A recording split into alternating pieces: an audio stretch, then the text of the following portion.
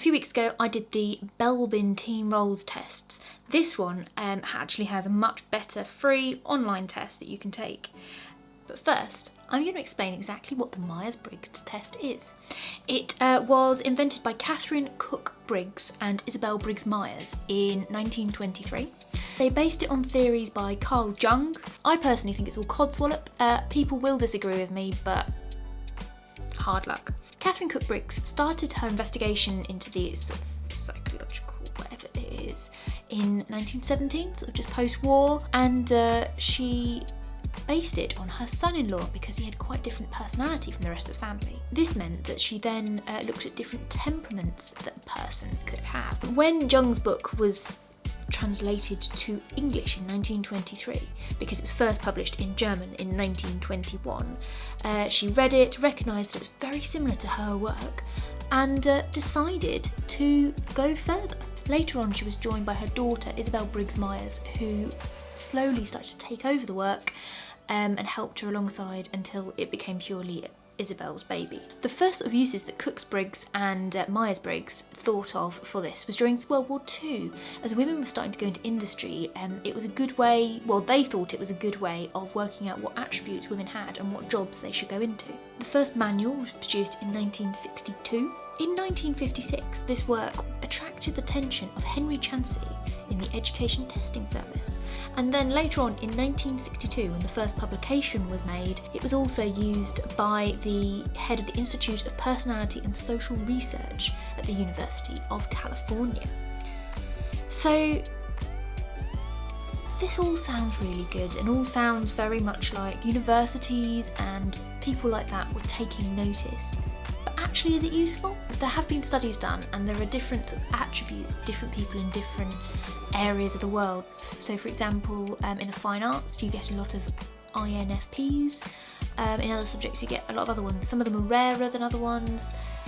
They're all different. So the four sort of dichotomies are perception and judging, then you have intuition versus sensing, you also have extroversion and introversion, then feeling and thinking. In each of these four areas you will get given a percentage of which way you go and where your attributes lie. Now there's a lot of talk about ethics of these sort of tests. You have to make sure that whoever's taking them is willing to take them, you're not just forcing them on them. You also shouldn't use these tests in selecting candidates for a job, which to me makes me wonder why you do it really, other than just for a bit of fun. Also, generally you should have some sort of in-person feedback at the end, or a good level of feedback, so that you can look at your scores and see how useful they actually are. So, on to criticism. There is no evidence that there are dichotomies between the introversion, extroversion, things like that. Personally, I change between being an introvert and an extrovert depending on what kind of people I'm with. Also with the thinking and feeling and things like that, I change depending on what's been happening recently. If my confidence has been shaken recently, if I'm feeling confident, if I'm tired, if I'm in a new environment, or if I'm in somewhere that I know well. I definitely find that my personality type changes in each of these situations. These tests are also not objective, they're very subjective because you fill in the form by yourself. I have now recorded a video of me taking this test twice, and I got completely different results. I went with the first one that I got because I felt that was ethically the best thing to do, and actually that was the one that I most felt represented myself. But it really changes, and also because the best way to do it is if you yourself take the test. You could put anything in there. There's no proof that you've got something that's true to yourself, because the way you see yourself is very different to how other people see yourself, and there's definitely questions in there that you read and you go, well, I think I'm like that, but if you asked other people, they'd probably think I'm differently. The ones around how you look at other people's emotions, if you're sympathetic to other people's emotions.